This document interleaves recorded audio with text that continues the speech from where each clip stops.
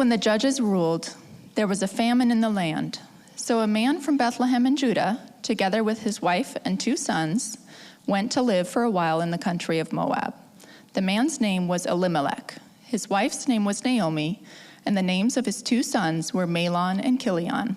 They were Ephrathites from Bethlehem, Judah, and they went to Moab and lived there. Now Elimelech, Naomi's husband, died, and she was left with her 2 sons. They married Moabite women, one named Orpah and the other Ruth. After they had lived there about 10 years, both Mahlon and Chilion also died, and Naomi was left without her 2 sons and her husband. When Naomi heard in Moab that the Lord had come to the aid of his people by providing food for them, she and her daughters-in-law prepared to return home from there. With her 2 daughters-in-law, she left the place where she had been living and set out on the road that would take them back to the land of Judah. Then Naomi said to her 2 daughters-in-law, "Go back, each of you, to your mother's home. May the Lord show you kindness, as you have shown kindness to your dead husbands and to me. May the Lord grant that each of you will find rest in the home of another husband." Then she kissed them goodbye, and they wept aloud and said to her, "We will go back with you to your people." But Naomi said, "Return home, my daughters. Why would you come with me? Am I going to have any more sons who could become your husbands? Return home, my daughters. I am too old to have another husband. Even if I thought there was still hope for me, even if I had a husband tonight and then gave birth to sons, would you wait until they grew up? Would you remain unmarried for them? No, my daughters. It is more bitter for me than for you, because the Lord's hand has turned against me." At this they wept aloud again. Then Orpah kissed her mother-in-law goodbye, but Ruth clung to her. "Look," said Naomi, "your sister-in-law is going back to her people and her gods. Go back with her." But Ruth replied, "Don't urge me to leave you or to turn back from you. Where you go, I will go, and where you stay, I will stay. Your people will be my people, and your God, my God. Where you die, I will die, and there I will be buried. May the Lord deal with me, be it ever so severely, if even death separates you and me." When Naomi realized that Ruth was determined to go with her, she stopped urging her. So the 2 women went on until they came to Bethlehem. When they arrived in Bethlehem, the whole town was stirred because of them, and the women exclaimed, "Can this be Naomi?" "Don't call me Naomi," she told them. "Call me Mara, because the Almighty has made my life very bitter. I went away full, but the Lord has brought me back empty. Why call me Naomi? The Lord has afflicted me. The Almighty has brought misfortune upon me." So Naomi returned from Moab, accompanied by Ruth the Moabite, her daughter-in-law, arriving in Bethlehem as the barley harvest was beginning. Thank you, Anne. I appreciate that. Can we say thanks to Anne? And by the way, some of those names are not easy to pronounce. She did them flawlessly. So well done. Well done, Anne. As Anne read for us, this is the start, chapter 1 of the Book of Ruth. And the Book of Ruth is often seen as a love story. As we get further in, you'll see that. Chapter 1 really sets the scene for us, but Ruth is often thought of as a love story.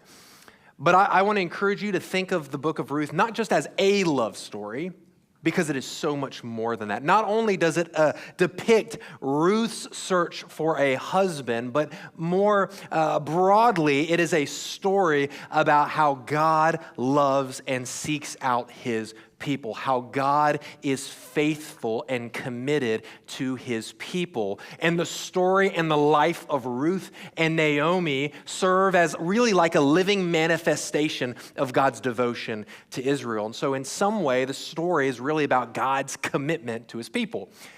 But when we talk about commitment, the truth is that commitment makes people feel a lot of different ways. Some people are afraid of that word commitment. In fact, there was one survey that was recently done of over 2,000 Americans, and it found that nearly half of Americans have some sort of fear of commitment. I'm not going to ask you to raise your hand if that's you, especially married folks in the room, but we know that commitment from other studies and surveys, that commitment is one of the reasons why people don't jump into marriage. There afraid. We like to have that one foot out the door. That is true in churches. That's true in clubs or other organizations. We want an easy out. We want an easy back door. But as we see as it relates to God, God does not have a back door. God does not make a back door with us. See, God's commitment is on a whole different level than often the way we commit to things as humans.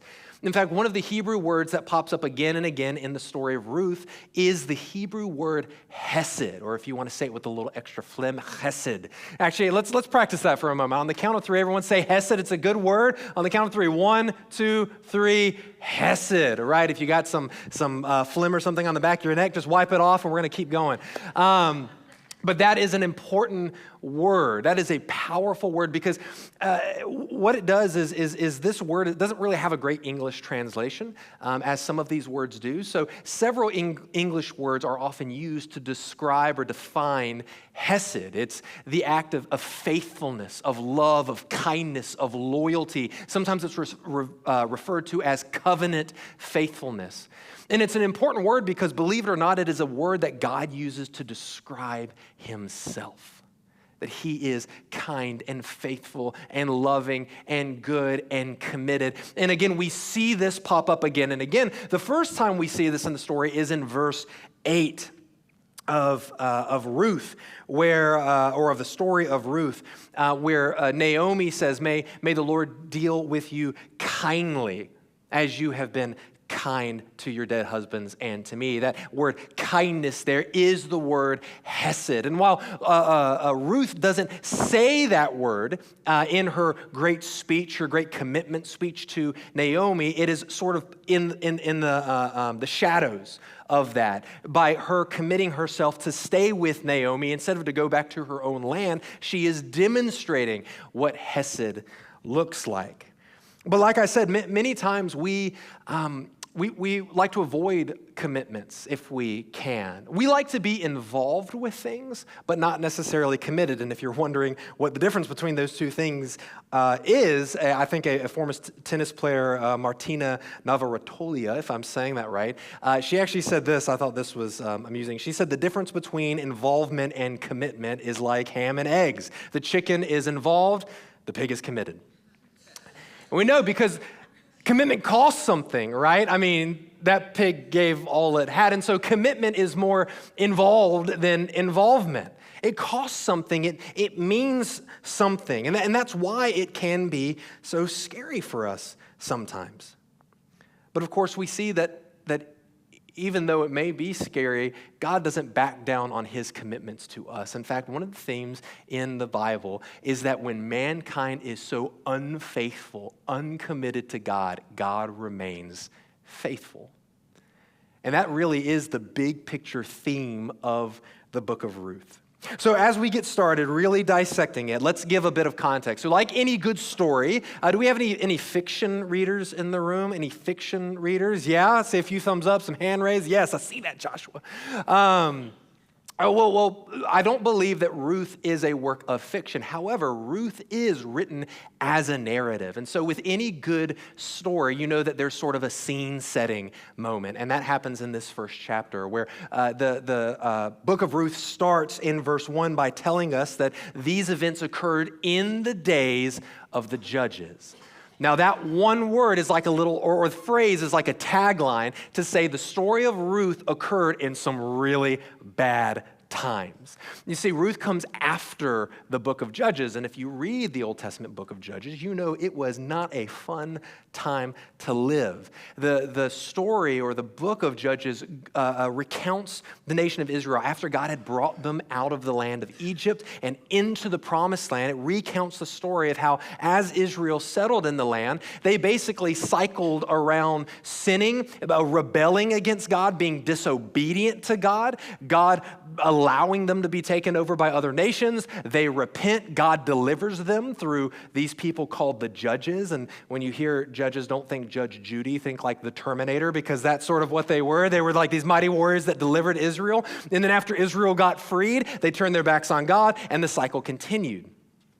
And the book it's like a spiral. Things get worse and worse and worse as the book of Judges goes on until at the very end, the very last the very last verse in Judges 21, says this. This is how the book ends. It says, "In those days there was no king in Israel. Everyone did what was right in his own eyes." That phrase, "everyone did what was right in his own eyes," occurs again and again in the book of Judges.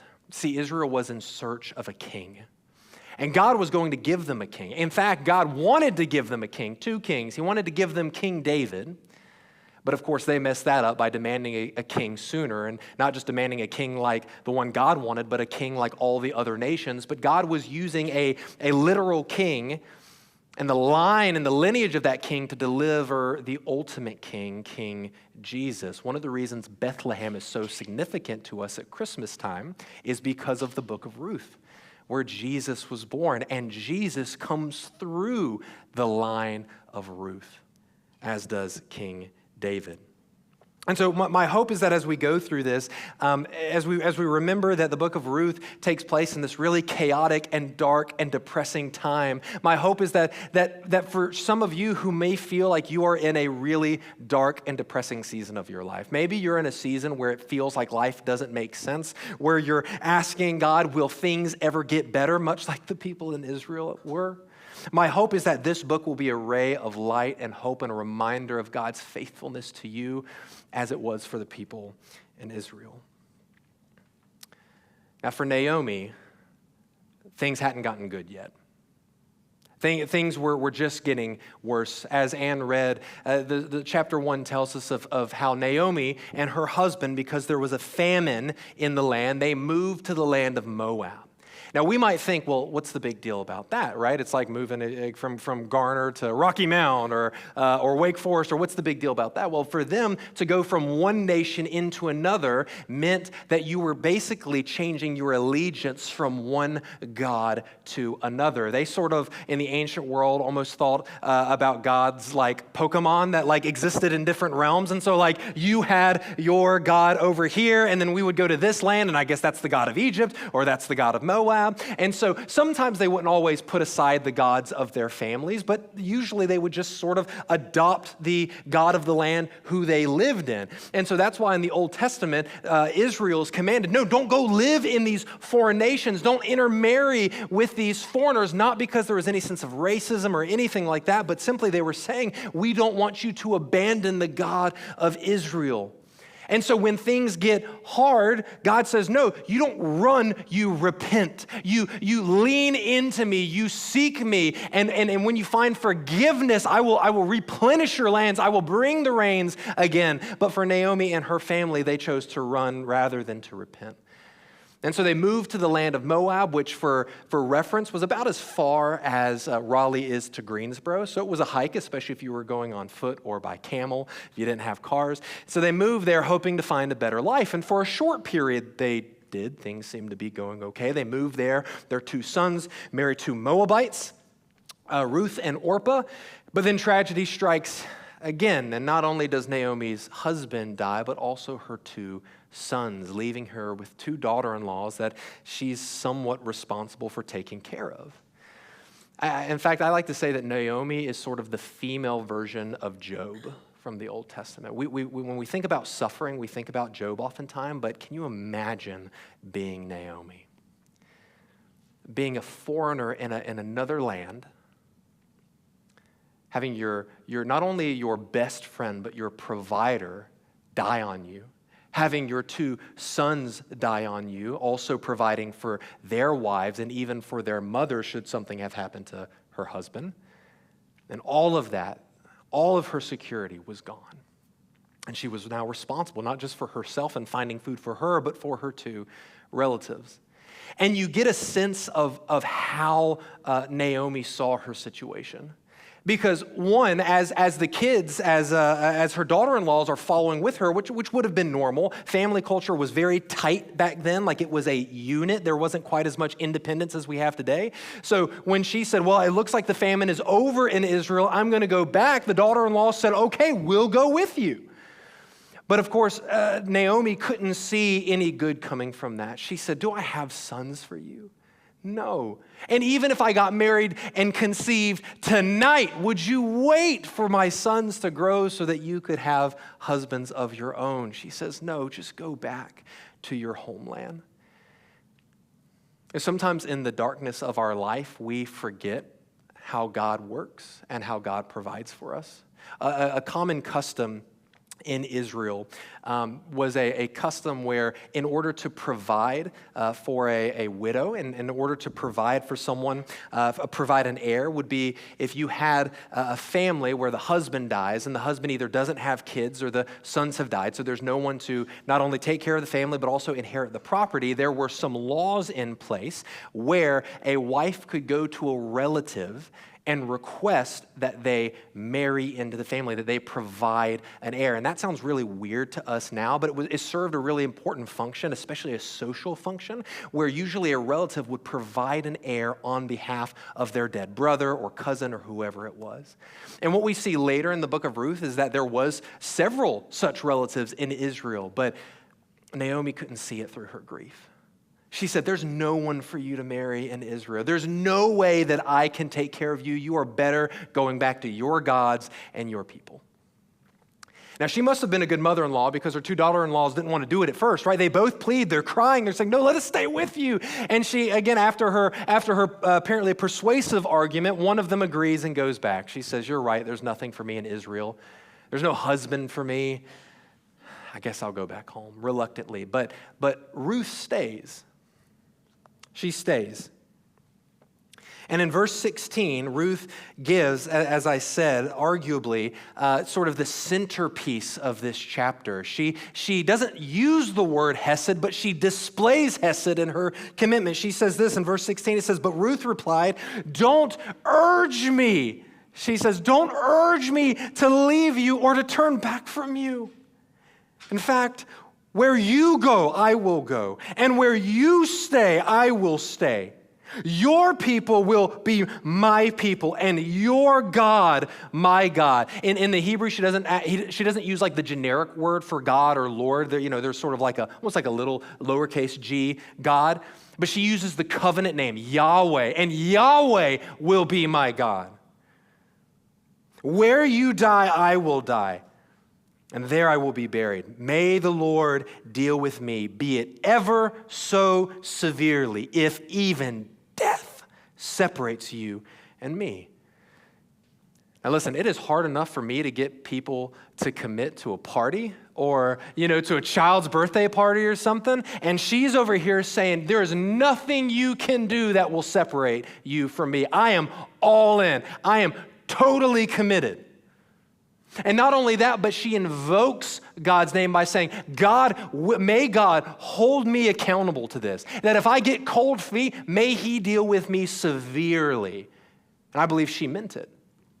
In fact, I'd say essentially Ruth was committing to three things: to stay by Naomi's side, both physically but also relationally, to fully embrace Naomi's people and her God as her own, and then to let that God hold her accountable.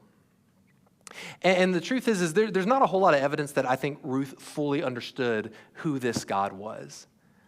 But she was going to find out, and she was going to find out in the chapters to come. But here's the point. As I said, hesed, loving, faithful commitment, loyalty is the theme, and we see this displayed in Ruth. And we see that the commitment that Ruth makes to Naomi here shapes the rest of the story and truly shapes the entire future for the nation of Israel because of this commitment. And you might be wondering, what does that have to do with me? Well, here's the thing I want to point out. And if you're taking notes in your fancy new notebook, write this down. It's that your life is shaped by your commitments. Your life, my life, is shaped by our commitments.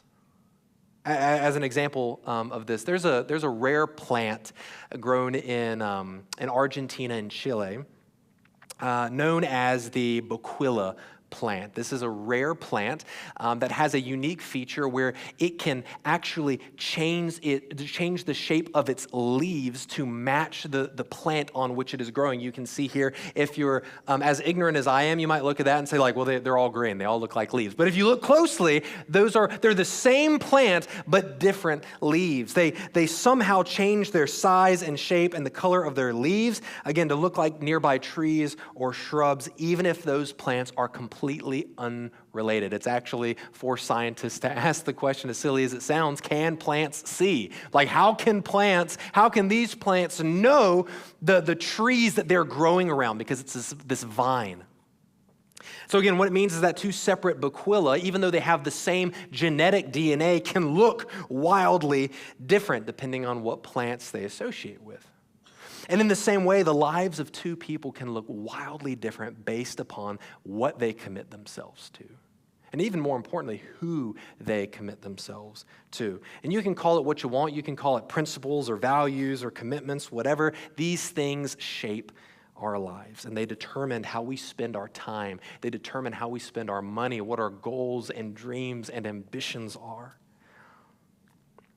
And just as God used Ruth's commitment to Naomi, as we will see in the weeks to come, in an extraordinary way, God can do incredible things through your commitments as well. But let me tell you, our world and the devil does not like our commitments. Loyalty, dependability, they're not always the most highly valued traits in our society. And so whether that's in our marriage or our commitment to contracts that we signed or commitments to do the right thing, we are often tempted to compromise. But what we see in following Jesus is that when God asks us to commit to him, he asks us to go all in. In fact, Jesus says this in a very similar way to the bacilla plant. Jesus calls for us to pattern our lives after him. He says this in John 15. He says, I am the vine and you are the branches. If you remain in me, that word is actually dwell. It's like make your home. If you sit and you make your home, your life, you plan your future in me, and I and you will bear much fruit. But apart from me, you can do nothing. And then Paul says the same thing in 1 Corinthians 11, where he says, follow my example as I follow the example of Christ. In other words, pattern yourself, commit yourself to Jesus. And that's really what it means to follow Jesus. Following Jesus is so much more than a bumper sticker. It's so much more than what you slap on Facebook or whatever. It is a commitment. To follow means to say, God, I may not understand it. I may not feel it all the time, but I have chosen to put my lot in with you.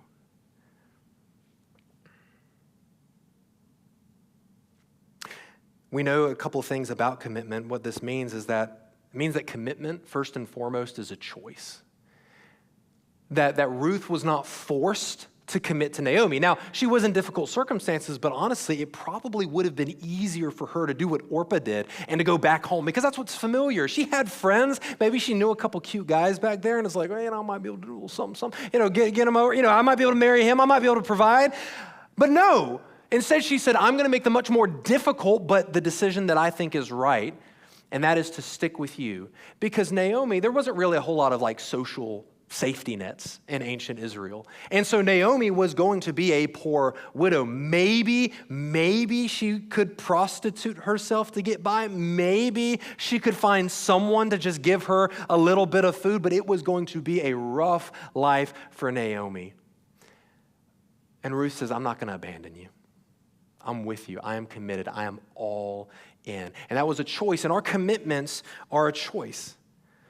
And someone else can't force you to commit to something. At some level, at some point, you have to make the choice for yourself. I didn't commit to my wife. I didn't marry Rachel because I was forced to. That was my choice. If you have partnered with us at Oak Community Church, if you have put your flag in the ground, so to speak, and said, this is my church family, that is a choice. And when you follow Jesus, you don't follow Jesus because you grew up in a nation that was a supposed Christian nation, or a family that was a supposed Christian family, and that's what everyone else did, or that's what my family did. No, that is a choice.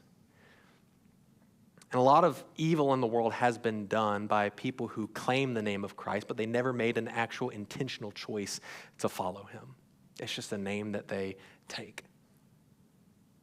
So it's important to understand that. Because when Jesus asks us to follow him, and when he asked his first disciples, he didn't coerce them, he didn't manipulate them, he didn't threaten them. He invited them. Follow me. Nobody's forcing you to follow Jesus. And so if we are going to do this thing, if we are going to commit to Jesus, let's go all in. Because if you do, God will do incredible things through your commitment. The second thing that commitment also teaches us, or at least in this story, is that commitment is an action. It's not mere words or feelings. Ruth says, where you go, I will go, and where you stay, I will stay. And when she says that, she doesn't mean that metaphorically. Like, well, I didn't mean I would go with you to Israel, Naomi. I mean, but like where you go emotionally, I'll be there with you. No, she's saying I will be there every step of the way. Like this is going to be an active commitment. It's not mere words or feelings. Someone once said commitment, and I like this, commitment is staying true to what you said you would do long after the mood you set it in has left you. Commitment is staying true to what you said you would do long after the mood you set it in has left you. If you look back at Paul's famous chapter, often read at weddings, in 1 Corinthians 13, the famous love chapter, if you read his beautiful prose, the description he gives of love, you'll notice that the love he describes is an active love. And sometimes we get ourselves, feelings are important, and I'm not downplaying that, but sometimes we get in trouble, especially in our relationship with God, when we define our relationship with God as a feeling. But we don't follow Jesus because we just feel warm and fuzzies all the time, right? No, we commit to him because we know in him there is truth. There is life. He says, I am the way, the truth, and the life. So yes, I believe God changes your feelings. Yes, God makes you feel good. Yes, I believe God changes our desires and fulfills our desires and all those things in many different ways. But following Jesus doesn't mean that we're always going to feel those warm and fuzzies. But we know that his way is true and his way is good. And it makes me think of a story I heard this week. About 20 years ago, there was a young man, a 10-year-old boy, who had an inoperable tumor, brain tumor. And he was really in the last few weeks of his life. And one of the things that brought him joy was he was a huge Notre Dame football fan, college football fan. He lived just a few miles from campus, and so he was a huge fan. And so his mom and dad knew this, and they reached out to the school, and they just said, "Hey, would you do a small dying boy a favor and send a player out? Like just send somebody so that he can see them, he can get an autograph. Like it would just mean the world to him." But to their surprise, it wasn't just a player that came out. It was actually the head coach, Charlie Weiss, who came out. And he sat with the boy, and he talked to him about games. And it was just the boy was just elated. He couldn't believe that the head coach of Notre Dame came to sit in his living room and to talk with him. And then so before he left, the coach said, well, the little boy's name was Montana. Charlie said, Montana, is there anything that I can do for you, buddy? He brought him a signed football. But he's like, is there anything else I can do for you? And to his surprise, Montana asked, I would like to call the first offensive play. And that was a big deal for Charlie because it wasn't just like, let me call a play. And he's like, okay, well, when we're way ahead, like I'll let you call a run or something like that. No, it was like, I want to call the first one. And so his mom, as she's recounting the story, said, I could see like the sweat beads pulling on Charlie's face. And so he says, okay, what do you want to run or pass? And Montana specifically said, I want you to pass it, but I want you to pass it to the right. So Charlie's like, oh, good grief. Like, I can't even do that. He's like, gotta pass it, and I gotta pass it to the right. Well, a few days later, I think it was actually 2 days later, Montana suddenly passed away in the night. And so his family, in the midst of their grief, the next day after Montana had passed, they're watching a Notre Dame football game, just as a way to comfort themselves. It reminded them of their son. And they turn on and they see the football game. And about time that Charlie had gotten to the football field, he received a phone call that Montana had died. And so now he was faced with a choice. Do I honor my word to a boy that really isn't even watching? Or do I really do what I want to do in this play?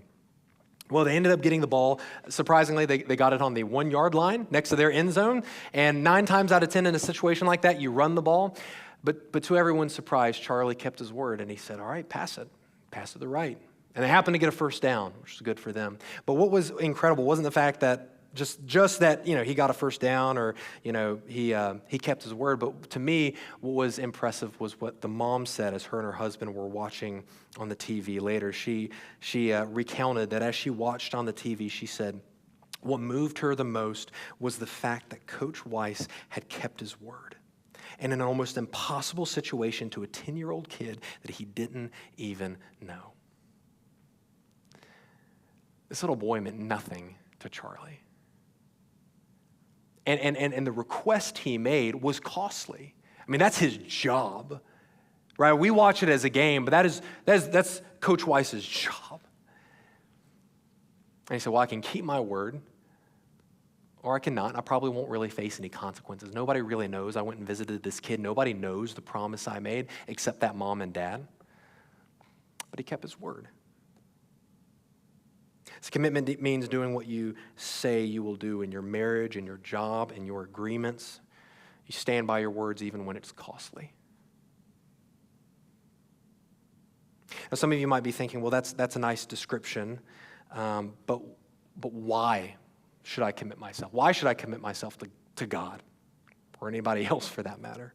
Well, the last thing I want you to see is simple, is that we commit ourselves to God. You can commit yourself to God because ultimately God committed himself to you. You commit yourself to God because God committed himself to you. I said at the beginning that the story of Ruth isn't just a love story, but it is a story about the way that God is committed to his people. Israel was in search of a king. And if Israel was a kid, Israel was a bad egg. Again and again and again, they turned their back on God, but yet he remains faithful to them. And they were in search of a king, and God says, I plan to give you a king. And through that king, I plan to give you the ultimate king who won't sit on a throne on this earth, but will die on a cross. And in spite of their disobedience, and in spite of our disobedience and our faithlessness, God remains committed to us. His hesed, his faithfulness, his kindness to his people is what he does. And you see, the cool thing, though, is that God isn't just committed to the nation of Israel. So this book was important for Israel as a nation, but it also has very personal implications. You see, for Naomi, I don't think was concerned with geopolitics at the time. Her husband had died. Her 2 sons had died. And now she was responsible for these daughter-in-laws of hers. And in her grief, when she goes back and she says, don't call me Naomi, which means pleasant. And often your name in that culture reflected your personality. She says, don't call me pleasant. Call me Mara, which means bitter. When the Israelites were in the wilderness and they they were looking for water, they were dying of thirst, and they looked for water and they found some and they drank it. It was bitter. They called that place Mara because it had bitter water. It was it was a place that looked to be full of hope, but was actually a place of disappointment, of unmet expectations. And Naomi says, don't call me pleasant, call me bitter. Because in her mind, the Lord's hand had stretched out against her. She couldn't see through the fog of her despair. But see, God wasn't just faithful with a nation. He was faithful with a person. He was faithful to Naomi. He was good to Naomi, even if she couldn't see it yet. She was doing something, as the prophet Habakkuk in the Old Testament says, he was doing something in her day that she wouldn't believe even if she was told about it. And so in your life, when your life feels shrouded in darkness and despair and you don't know why God is doing what he does, you can trust that God is doing something, that God has not forgotten about you. We don't always, people search in life and in Scripture for an answer to their suffering, and the Bible doesn't always give us an answer. What I like to say is that when the bombs are dropping in your life, God doesn't tell us why the bombs are dropping, but he promises to be in the trenches with us while they're dropping. He says, I'm going to be there with you. I'm going to hold you. I'm going to sustain you. You can cling to me. And he demonstrated that on the cross, that he was a God that was willing to suffer. And because of his character, because of his faithfulness, we can trust that even if we don't understand what is going on right now, that our God is good and that he has not forsaken us. That is why the words of Paul in Romans 8:28 are words that we can cling to, where Paul says, and we know that in all things God works for the good of those who love him and who have been called according to his purpose. These words weren't written just to make us feel good, to be something that, when someone's going through something really hard, you can say, well, God's working all things together for good. But they were meant to be things that even in our despair, we can cling to. Because if God is a hesed God, if God is a loyal and faithful and committed God, then what he promises in his word will come to pass, that we can cling to that. We can say, God, I don't feel it. I feel angry. I feel bitter. I feel more like Naomi than I do like Ruth. But I'm going to cling to your promise that you will take the evils in this world, the evils in my life, and you will work something extraordinary through them. We've talked about before that God isn't ultimately concerned with our happiness. He's concerned with our holiness. And sometimes holiness comes through hardship. But it is beautiful to know that even in our hardship, that we have a God that says, I am doing something in your life that you wouldn't believe even if I told you about it. Again, some of you might be in a season of life like Naomi, and you feel like the hand of God has turned against you. Our feelings don't always depict reality, and so I want to encourage you to trust that God is who he says he is, that his character is what he says it is, and that he will stand by you, that you can hold on to him, that you can cling to him, and he will care for you. As Jesus says in Luke's gospel, he says, you are worth more than many sparrows. If God cares for the sparrows, how much more will he care for you? I'll just close with this story. Recently, I was watching an interview with a famous Irish Christian philosopher and mathematician, someone way smarter than me, also with an incredible accent.